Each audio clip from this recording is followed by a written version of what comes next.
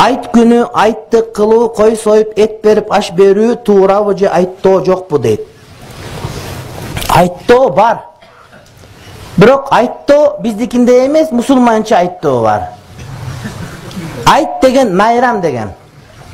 Айт деген кайра кайтып келе турган күн деген сөз. Жыл сайын келет, орозат курбан айт. Айт күнү ушунчалык майрам болуш керек, орозо тутсаң арам болот. Анткени ал күнү жеш керек, жей турган күн. Жеп жарылып кетсең сооп болот. Айт күнү. Апаларыбыздын бир шарияты бар. Айт күнү кир жуубайт экен деп. Айт күнү кир жуй берет. Болгону айтка чейин кир жууп, айтка чейин үй шыпырып, айт күнү айттасын деген сөз. Айт күнү айт намазга барганда бул көчө менен барсаң, кайра кайтканда тиги көчө менен кайтып кетет. Эмне үчүн? Көбүрөөк эл арла көчөгө чык деген сөз. Айтта майрамдык маанай болуш керек.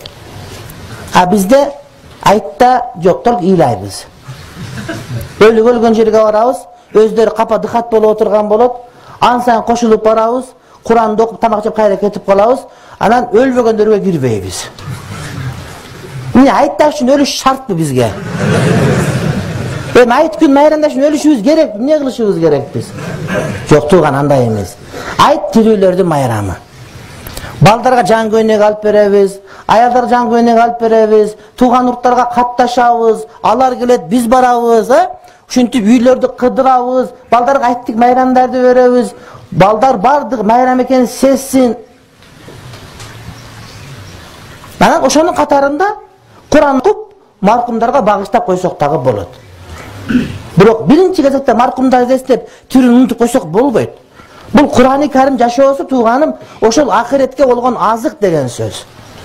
Ошонун бири ошол айт майрамдар, майрамдык маанайда өтүш биздин милдетибиз болот. Анан маркумдарга 3 жол айттык өткөрүп, биринчи айттык, экинчи айттык, үчүнчү айттык деп, ошого маркум үчүн жана бул жылдык дегенде эле бул күнөөкөр болот булар. Биринчи айттык өткөрүш керек, экинчи айттык өткөрүш керек, үчүнчү айттык. Эмнеге төртүнчү айттык кылбайсың? Эмнеге бешинчи айттык кылбайсың? Эмнеге алтынчыны кылбайсың? Айттан айт эмнеси экен? Жок, булар антпайт. Булар өлүк эсептейт да. Өлгөндөн биринчи айттык, экинчи айттык, үчүнчү айттык, үчүнчү айттыкты ак кийди. Жок, ал туура эмес маселе. Ал туура эмес маселе. Ал күнөөкөрлүк маселе. Жетилик 40-тык кылгандай эле күнөөкөрлүк маселе эсептелинет. Жөн эле кой союп, ана өтүп кеткен арбаттарга Куран окуп койсо арасында ал болот. Бирок ал негизги максат эмес ал күнү. Ал күнү адамдар ырахат алып, бири-биринен көңүл толуп, ошол күнү майрамдык маанай жаралуу, ошол күндү улуктоо бул биринчи майрам болот, биринчи парз болот.